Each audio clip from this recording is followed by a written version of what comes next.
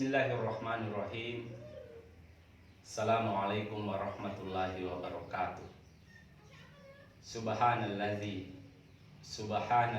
khalaqal mauta wal hayata liyabluwakum ayyukum ahsanu amala. Asyhadu an la ilaha illallah wa asyhadu anna Muhammadan abduhu wa rasuluhu wan nabiyyu.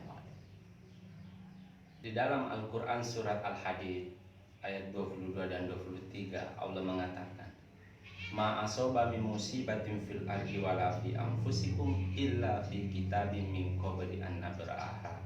Inna dzalika 'ala Allahi yasir. Likaila ta'sau 'ala ma fatakum wala tafrahu bima atakum. Kata Allah, segala sesuatu yang terjadi di muka bumi ini, termasuk yang menimpa manusia, itu merupakan sesuatu yang sudah ditetapkan oleh Allah, sudah tertulis di Lauhul Mahfuz, termasuk yang nanti akan terjadi kepada diri kita. Tidak ada satupun kejadian yang terjadi di permukaan bumi ini melainkan dalam pengawasannya. Bergeraknya semut hitam di atas batu hitam di malam gelap gulita itu dalam pengawasan Allah. Jatuhnya daun, bahkan bergeraknya hati kita, termasuk yang akan direncanakan oleh hati kita itu yang akan datang, itu dalam pengawasan Allah Subhanahu wa Ta'ala. Oleh sebab itu, dan itu mudah bagi Allah, itu sangat mudah bagi Allah. Nah, ketika kita berbicara tentang takdir, antara takdir dan ikhtiar, maka ulama itu terbagi dalam 3 kelompok. Kelompok pertama mengatakan bahwa segala sesuatu yang terjadi pada manusia itu merupakan ketentuan yang sudah ditetapkan oleh Allah Subhanahu wa Ta'ala.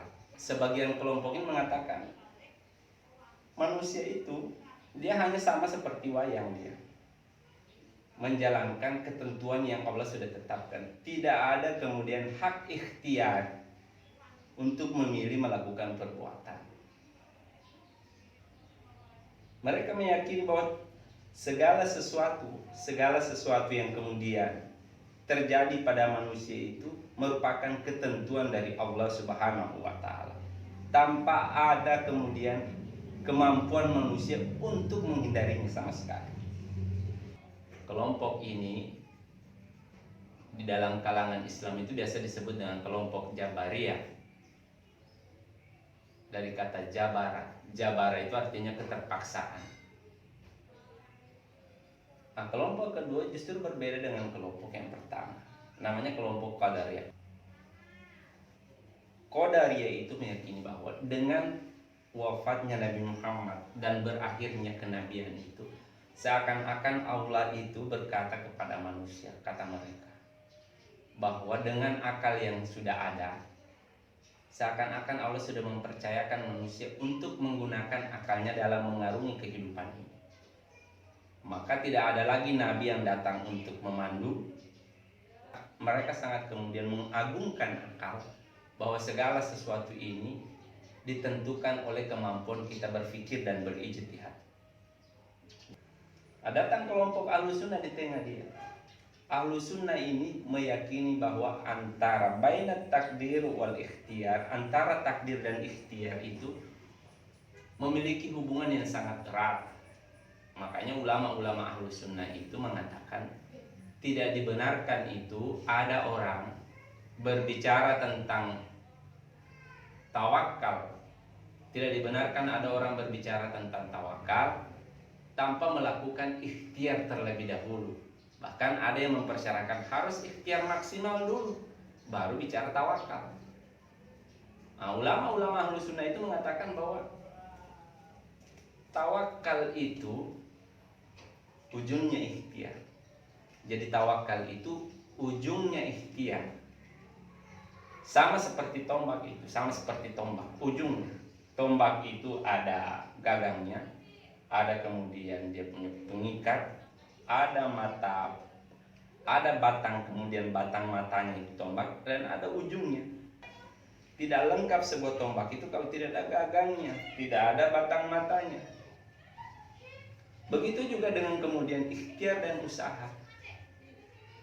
Ikhtiar itu merupakan lorongnya usaha. Tidak dibenarkan ada orang berbicara tentang tawakal, takdir, ini sudah takdirnya, kalau kemudian tidak melakukan ikhtiar maksimal. Begitu juga sebaliknya.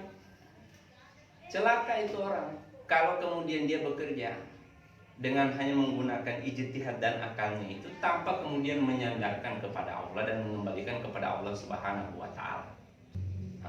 Kalau kita kaitkan misalnya dengan masalah yang terjadi sekarang ini, bagaimana penyikapan kita terhadap wabah COVID-19 Corona. Kita menyaksikan ketika wabah ini datang, terutama di negeri kita ini, perbedaan pandangan terhadap wabah ini begitu besar, apalagi setelah kemudian keluarnya fatwa ulama. Saya sepakat bahwa takutnya kita kepada corona itu tidak boleh melebihi takutnya kita kepada Allah Subhanahu wa taala. Saya sepakat. Kita takut sama Allah itu pasti itu. Tetapi bukan berarti juga kita itu menafikan hukum alam. Hukum alam yang juga merupakan dari Allah Subhanahu wa taala. Makanya dalam agama itu kan ada ayatul kauniyah, ada ayatul kauniyah.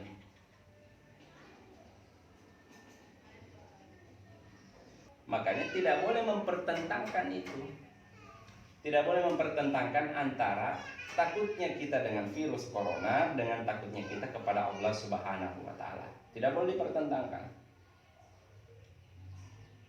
Di dalam syariat kita itu ada ya takut yang diperbolehkan. Jadi tidak berarti ketika kemudian orang takut kepada corona itu berarti dia tidak takut kepada Allah. Dia syirik, melanggar kemudian hak-hak Allah Subhanahu wa taala.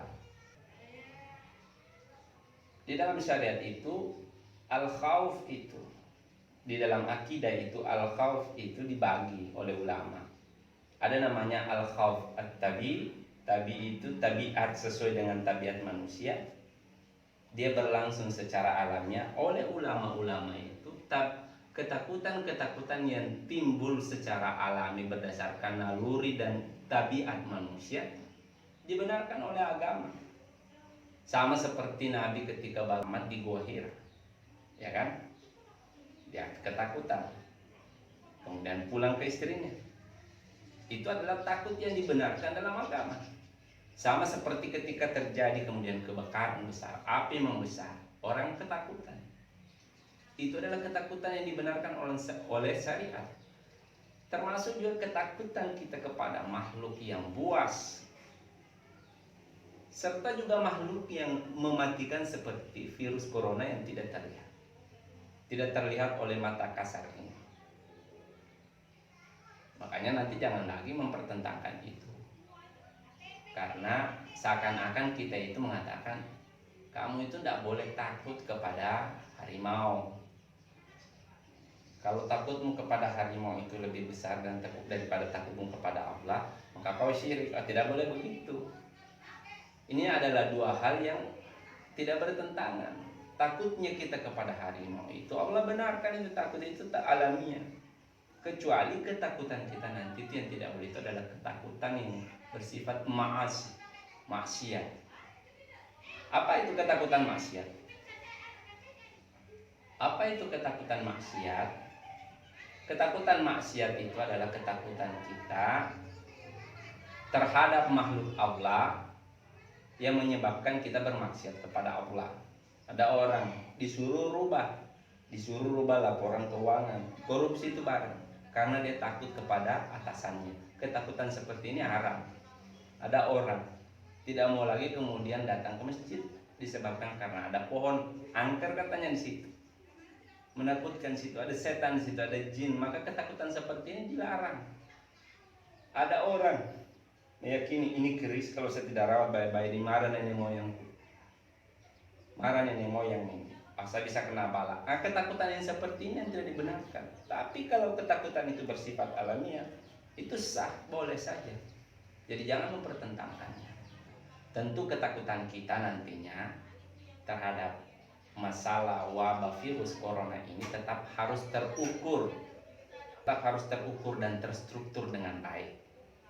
Makanya orang tua kita itu kan mengingatkan, kata orang tua kita dulu itu, kalau kamu takut itu harus terukur, kau juga berani itu harus terukur. Tidak dibenarkan nantinya kita itu melakukan sesuatu tidak terukur dengan baik. Nah, sekarang saya ingin menyampaikan pendapat saya berkaitan dengan dinamika fatwa MUI yang sudah dikeluarkan. Yang pertama saya ingin menyampaikan bahwa perbedaan pandangan di kalangan masyarakat dalam menyikapi fatwa MUI ini adalah sesuatu yang biasa. Kami ini yang kemudian belajar ilmu syariah biasa kemudian memahami ini, terutama ketika kita belajar tentang muqaran al-mazahib, fiqhul muqaran itu, kita banyak menemukan dari awal apa yang kemudian diresahkan oleh masyarakat ini.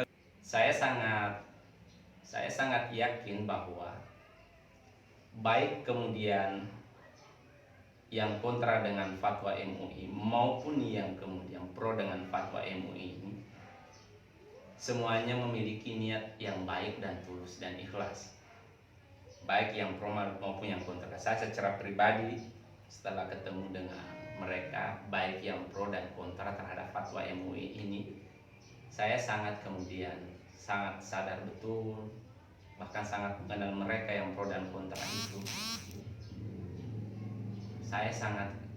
Saya yakin bahwa semuanya memiliki niat baik. Makanya penting kita mendudukkan masalah ini, melihat secara jernih masalah ini, supaya perbedaan ini menjadi sesuatu yang produktif, tidak menjadi negatif nantinya. Terutama berkaitan dengan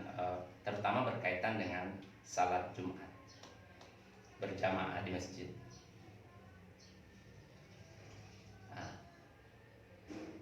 Kan masalah awalnya ini sebenarnya adalah masalah berkaitan dengan COVID Corona. Saya ingin mengatakan bahwa COVID Corona ini kan jenis, kalau kita masukkan sebagai makhluk, ini jenis makhluk yang sangat kecil.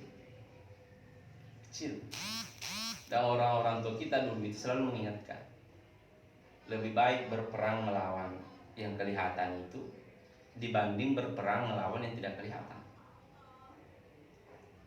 Saking kecilnya itu saya gambarkan itu kan, senti begini, di bawahnya senti itu ada garis-garis mili namanya, di bawahnya senti itu ada garis-garis mili namanya, di bawahnya kemudian mili itu ada namanya mikron, di bawahnya mikron itu ada kemudian namanya nano, di bawahnya mikron itu ada nano. Virus ini masuk kategori, kalau kita masukkan sebagai makhluk, masuk kategori makhluk nano. Dia sangat kecil, tidak kelihatan. Makanya susah kemudian untuk dijinakkan, susah kalau mau dilawan, kan tidak kelihatan. Sehingga butuh orang-orang tertentu yang ahli, yang bisa kemudian melihatnya dengan menggunakan alat. Sekarang masalahnya begini. Saya tadi mengatakan bahwa ketakutan kita itu harus terukur dia.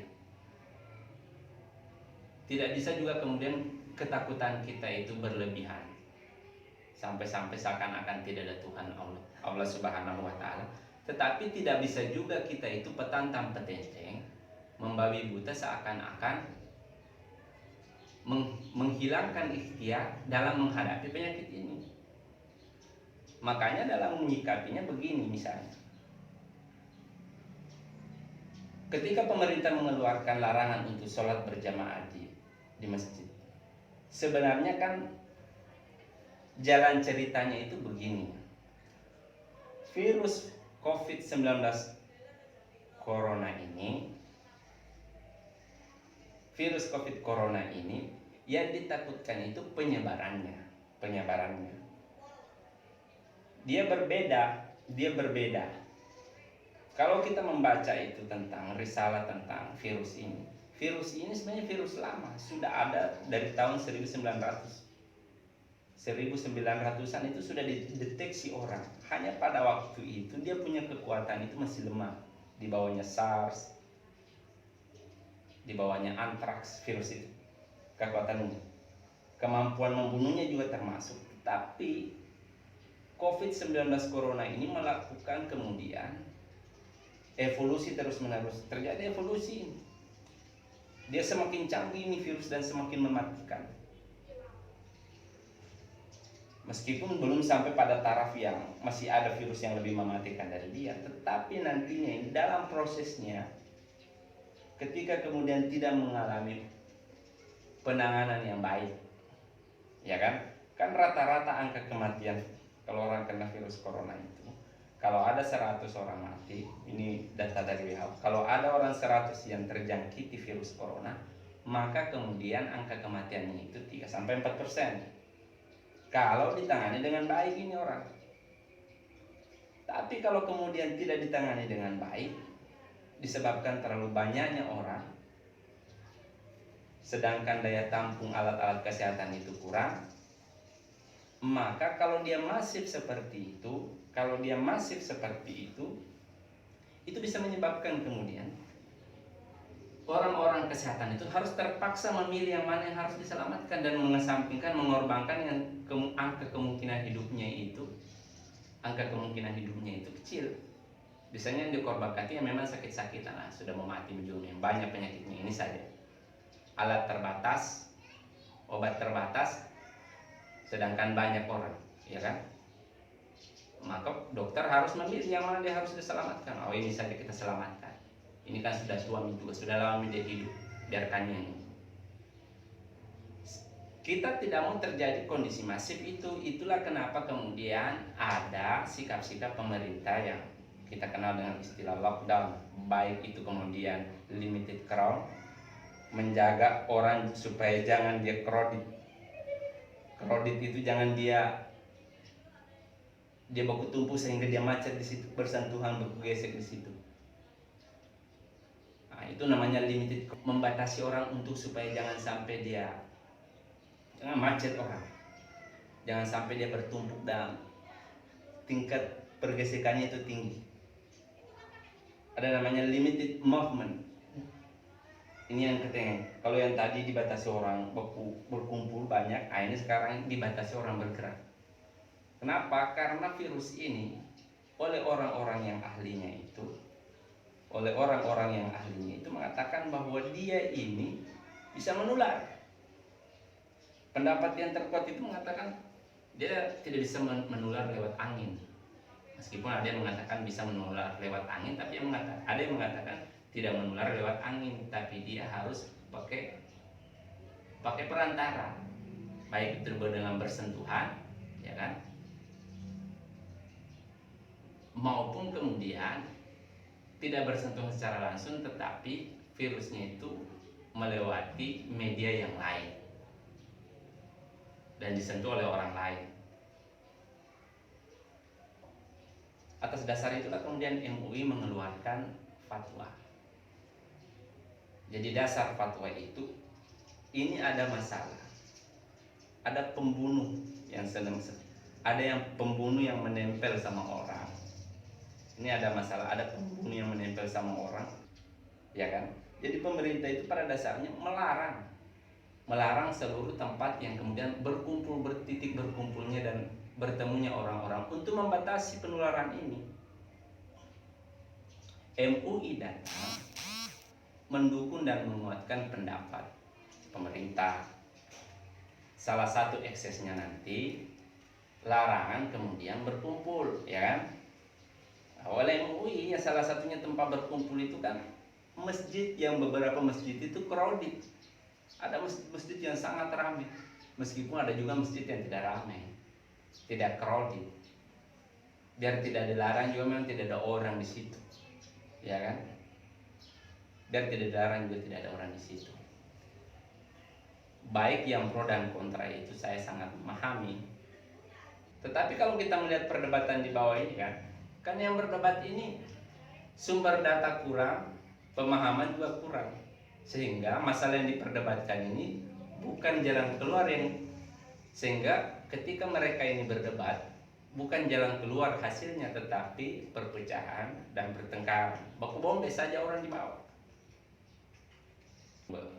Kita ini yang terjun dalam bidang agama harusnya sebenarnya lebih hati-hati memahami bahwa ada Tuhan itu memiliki ayat kauliyah, ada ayat kauniyah. Kita yang kemudian intens menggeluti dan membahas, meneliti tentang ayat kauliyah, ketika kemudian terjadi masalah seperti ini, tidak bisa hanya dengan menggunakan pendekatan ayat kauliyah saja kita menyikapi masalah virus corona yang tidak cukup. Karena virus corona ini masuk dalam ayatul kauniyah, sehingga nantinya dalam bersikap dan bertindak itu yang tadi saya sampaikan harus tersusun, terstruktur, harus melibatkan orang-orang yang alim yang mengetahui dalam bidang ayatul kauniyah, khususnya dalam bidang virus ini. Makanya nanti tidak dibenarkan ada ulama yang ikut-ikutan nimbrung, kalimatnya benar tetapi muatannya menjadi negatif, ya kan? Sehingga kata Imam Ali, kalimatul haq uridu bihal batil, kalimatnya benar tetapi kemudian cara menarik dalilnya itu menjadi bermasalah. Kenapa? Harusnya tokoh-tokoh agama ini memahami juga bahwa fikih itu bukan hanya fikhul ahkam, fikhul aqaid, ada fikhul tanzil. Bagaimana kemudian ayat itu ditarik posisinya, itu bagaimana posisi ayat itu tepatkah dipakai untuk berdalil di bagian situ. Nah, yang kita lihat kemudian di media ini kan perang ayat, perang dalil orang.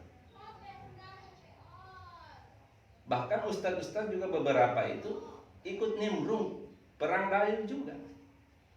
Harusnya kemudian menjadi lokomotif dalam mendinginkan suasana, justru perangnya itu di ustadz-ustadz mulainya. Sehingga jangan lagi kemudian ada orang yang atas pendapat infirodinya mengeluarkan fatwa-fatwa yang bertentangan dengan fatwa-fatwa yang sudah ditetapkan oleh ulama-ulama, bahkan ini ulama dunia ini. Makanya nanti harus bisa bedakan, harus bisa membedakan itu mana tawakal, mana masa bodoh. Harus bisa bedakan, beda itu tawakal dengan masa bodoh, bos, beda.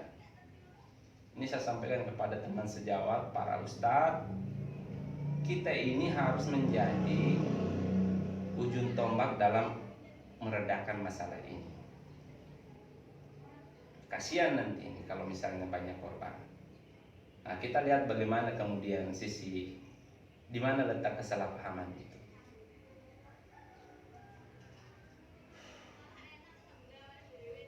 Sehingga nanti dalil-dalil itu, ini kan masing-masing pegang dalil ini. Makanya ustadz-ustadz ini harus sadar dalil yang dibawakan ini apakah tepat untuk menyikapi masalah ini, ya kan? Misalnya ada yang mengangkat dalil tentang bahwa ketika kita meramaikan masjid, ya kan? Ketika kita meramaikan masjid, maka Allah akan kemudian mengangkat seluruh masalah-masalah dalam kehidupan kita, termasuk penyakit. Sebagian ulama-ulama hadis mengatakan hadis ini dhaif, jangan berdalil dengan hadis dhaif. Sebagian yang lain mengatakan bahwa dalam fadailul amal boleh menggunakan hadis dhaif. Oke lah, saya mengikuti kemauan teman-teman misalnya mengatakan hadis ini bisa dipakai. Tetapi dalam menyikapi corona tidak apple to apple dia. Ketika menggunakan hadis ini untuk kontra melawan dalil yang digunakan MUI. Tidak apple to apple, ini apple to jeruk, ini apple lawan jeruk. Tidak sebanding ini kiasnya tidak banding. Ini perumpamaannya tidak nyambung. Dalam masalah kemudian menyikapi wabah itu, maka bagus kalau kita melihat sejarah Umar ibn Khattab radhiyallahu anhu, bagaimana penyikapannya terhadap wabah. Di sanalah kemudian kita mengambil jalan tengah ini barang, supaya jangan bertengkar ini orang di masjid dengan orang yang tidak mau ke masjid. Saya selalu ingatkan yang sementara di masjid ini salat nih tetap azan pada waktunya, ya kan? imam masjid, Bilalnya itu muazzinnya tetap melakukan kegiatan seperti biasa. Waktu tiba waktu sholat, terutama yang digaji misalnya itu, tiba waktu sholat ya azan, jangan tidak azan. Baik yang mau menambahkan as-sholatu fi buyutikum maupun yang tidak ya silakan azan. Karena kalau berkaitan dengan fatwa MUI ini kan ada larangan-larangan di zona merah saja, zona rawan itu yang dilarang kumpul, dan salah satu tempat kumpul itu masjid. Makanya jangan lagi nanti, tapi tidak boleh nanti ada tuduhan ini pemerintah melarang orang sholat. Bukan melarang orang sholat, bukan melarang orang beribadah. Kesalahpahaman itu. Yang ada itu pemerintah melarang berkumpul. Sholat Jumat ini tempat berkumpulnya orang. Jadi bukan sholatnya yang dilarang. Makanya kalau diperhatikan dengan cermat itu yang dilarang itu. Kalau diperhatikan dengan cermat itu yang diminta itu adalah mengganti ibadahnya. Karena ada rukso ini muncul, diganti ibadahnya sholat Jumat menjadi sholat zuhur. Dalam syariat biasakah seperti itu? Biasa itu. Rukso itu nanti menimbulkan perubahan-perubahan di dalam ibadah. Orang safar bisa kemudian bisa qadha dia nantinya. Orang safar itu kemudian bisa jamak, bisa qasar, ya kan? Termasuk nanti ada qadha di ibadah-ibadah yang lain, tergantung ruksonya apa. Ketika rukso muncul, maka secara kaidah itu al-masyaqqatu tajlibut taisir. Ketika kemudian ada masyaqqah, maka muncul kemudahan. Ada diskon-diskon seperti itu dari Allah. Jadi ketika kemudian pemerintah mengeluarkan diskon itu perintah Allah juga. Jangan dikatakan melawan Allah ini barang. Tidak boleh begitu. Jangan mengatakan oh ini mah menyimpang dari Allah. Jadi yang dilarang itu berkumpulnya. Salah satu sarana berkumpul itu sholat Jumat. Makanya diganti dengan sholat zuhur masing-masing di rumah. Tetap mau sholat banyak-banyak, sholat baik-baik di rumah. Tambah dengan ibadah-ibadah yang lain, berzikir, baca Quran, belajar baik-baik di sana, supaya otak itu jalan, dia cair itu. Nah, fatwa ini kan berlaku dua, ada daerah rawan, zona merah, ada daerah yang kemudian terkendali. Daerah terkendali tetap seperti biasa sholat Jumat secara berjamaah. Daerah yang terkendali, daerah yang tidak aman, itulah kemudian yang dilarang oleh pemerintah. Jadi yang dilarang itu berkumpulnya. Hanya kebetulan eksesnya itu sholat Jumat yang kena dengan sholat berjamaah. Jadi bukan sholat berjamaah yang dilarang, bukan. Bukan ibadahnya yang dilarang, ibadahnya itu diganti karena ada rukso. Nah nanti kan ada lagi tanggapan begini, apa haknya dia melarang? Ada, karena ini tadi ada masalah tentang virus. Apa landasan dasarnya? Landasan dasarnya itu kisah tentang Umar bin Khattab. Umar bin Khattab ketika mau pergi ke Syam. Syam itu wilayah Timur Tengah, Palestina, Yordania, Syria sekarang itu. Dulu satu itu. Tatkala mau menuju ke Syam, ini kan ada pimpinan-pimpinan kafilahnya. Kebiasaan orang-orang itu lila fi Quraisyin rihlata syita'i was-sayf. Sudah bepergian. Sebelum sampai ke Syam, pimpinan kafilah-kafilah itu menghadap ke Umar. Di Syam itu lagi merebak wabah penyakit, lagi pandemik dia. Endemi itu sudah menjadi pandemik, sudah meluas, atau namanya. Maka bagaimana sikap kita? Maka Umar kemudian mengatakan kita musyawarah. Bagaimana pengambilan sikap? Umar kemudian memanggil. Kata Umar kepada Abdullah bin Abbas, panggil itu kelompok muhajirin, orang-orang yang masuk Islam pertama-tama, yang mereka itu mendapati sholat dengan dua kiblat, Masjidil Aqsa dan Masjidil Haram. Sama rapat dengan mereka. Setelah rapat panggil, ditanya, sekarang ini ada wabah, bagaimana sikap kalian? Sebagian kelompok yang mengatakan, kita harus lanjutin kebaikan yang sudah kita rencanakan, tidak boleh kemudian kita batalkan. hanya dengan kemudian adanya wabah penyakit itu. Tapi sebagian yang lain di kelompok itu mengatakan tidak, kita harus batalkan. Jangan ke sana, berbahaya ini. Kata Umar, rapat selesai, silakan keluar. Setelah itu Umar mengatakan kepada Abdullah bin Abbas, tolong panggilkan kepada saya kelompok Ansor, orang yang dulu menolong kita, para pribumi yang menolong kita di Madinah ini ketika kita berhijrah. Tolong panggilkan juga ke saya. Saya mau rapat dengan mereka. Ketika mereka masuk, dikasih tahu sama seperti ketika berhadapan dengan Muhajirin, ini ada wabah. Bagaimana penyikapan kalian? Sama seperti kemudian Muhajirin, mereka ini tidak bisa sepakat dalam menyikapi itu. Kata Umar, rapat selesai, silahkan keluar. Kata Umar, Abdullah bin Abbas, panggilkan saya al-masyayikh, kelompok-kelompok tua dari kelompok Muhajirin yang mereka ini kemudian ikut dalam Fathul Mekah. Dalam Fathul Mekah itu tidak ada pengerusakan sama sekali, ya kan? Yang ada itu secara sukarela merobohkan patung-patung. Penaklukan yang sangat luar biasa. Maka kata Umar, panggilkan mereka.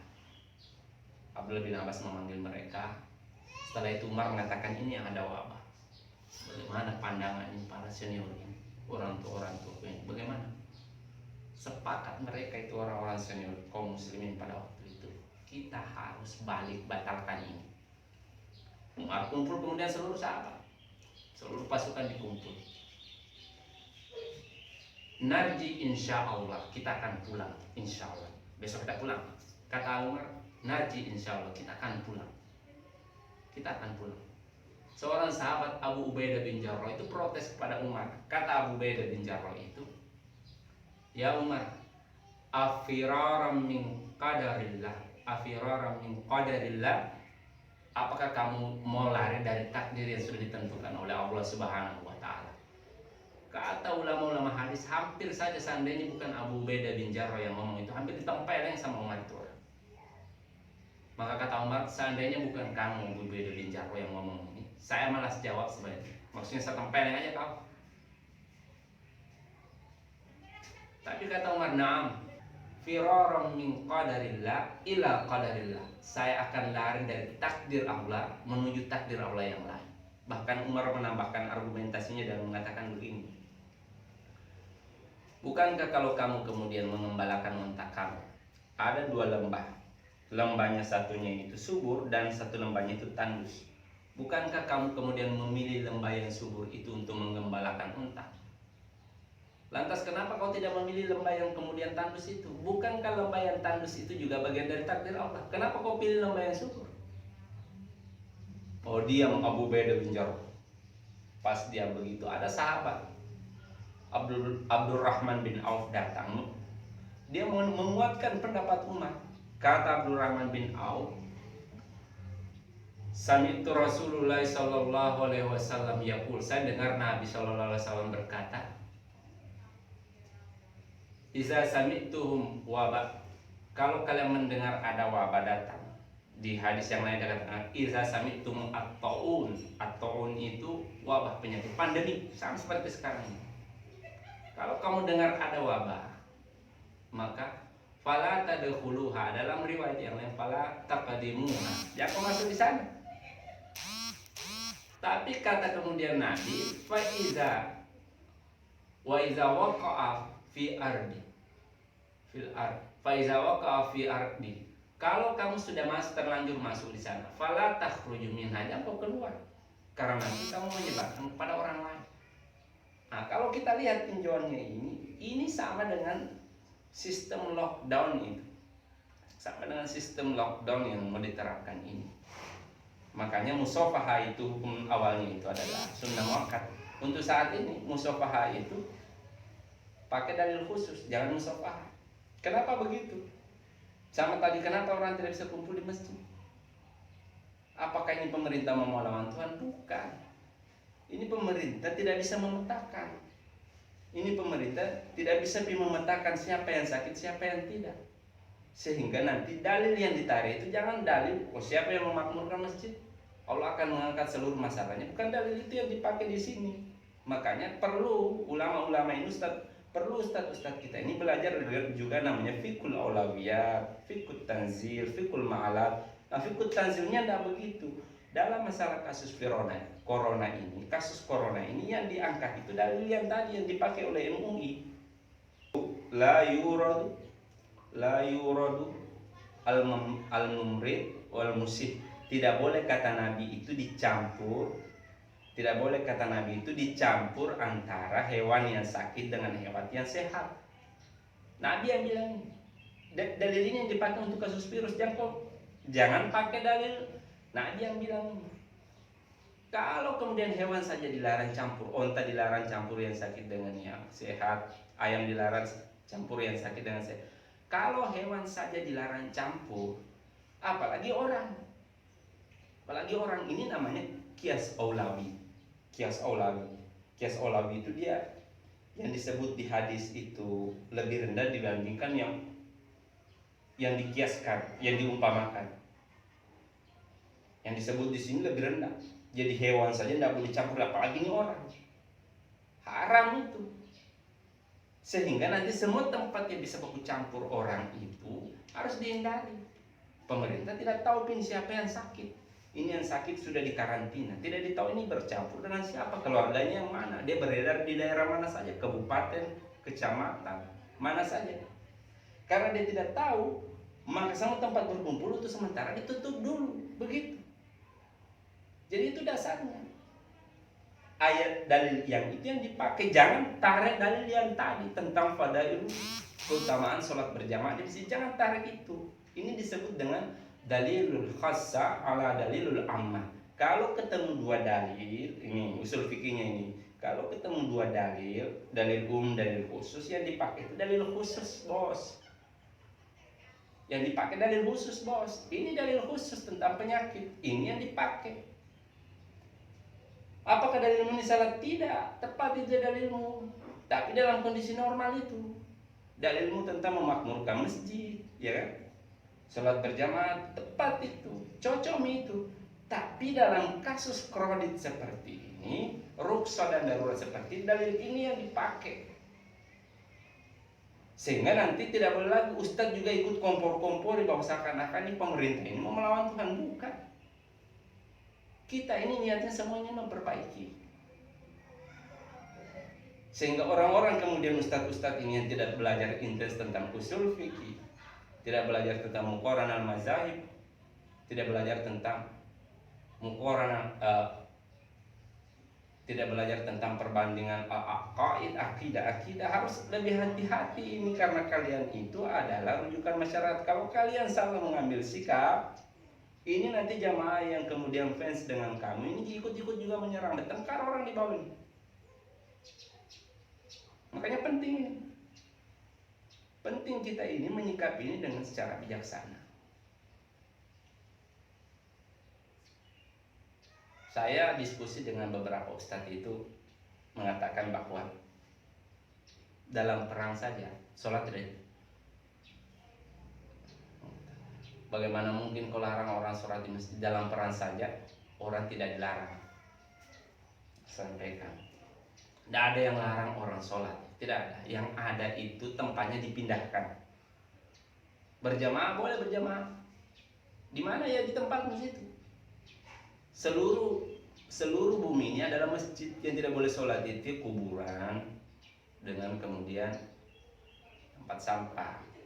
Ada masjid khusus memang yang dibentuk, ya kan? Tapi ju'ilatil ard masjidan, 10 keutamaan Nabi itu salah satunya, dijadikan seluruh permukaan bumi masjid kecuali 2 tempat tadi, tempat-tempat yang dikecualikan, kecuali tempat-tempat yang dikecualikan. Nah, karena seperti itu, kalau kemudian steril itu ya berjamaah di situ, berjamaah untuk sementara ini. Jangan ngotot untuk melawan pemerintah ini, karena ini ingin memetakan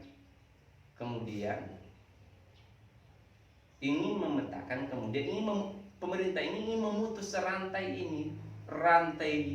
virus ini pembunuhan.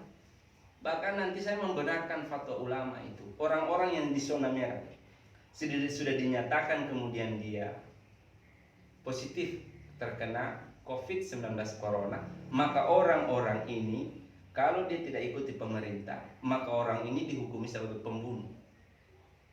Orang ini dihukumi sebagai pembunuh. Kenapa? Dia sudah tahu bahwa dia sudah membawa makhluk yang berbahaya, bisa membahayakan nyawa orang. Dia masih juga menerobos orang, menerobos batas yang ditentukan oleh pemerintah. Jadi masyarakat yang kemudian rasa-rasa sakit, cepat kemudian ke pemerintah bidang kesehatan memeriksakan diri supaya kita bisa menyelesaikan masalah ini dengan baik. Jangan bertengkar ini, jangan bertengkar masalah virus. Kita semua memiliki niat yang baik. Perbedaan cara pandang tentang penyikapan ini mudah-mudahan bisa menyelesaikan masalah.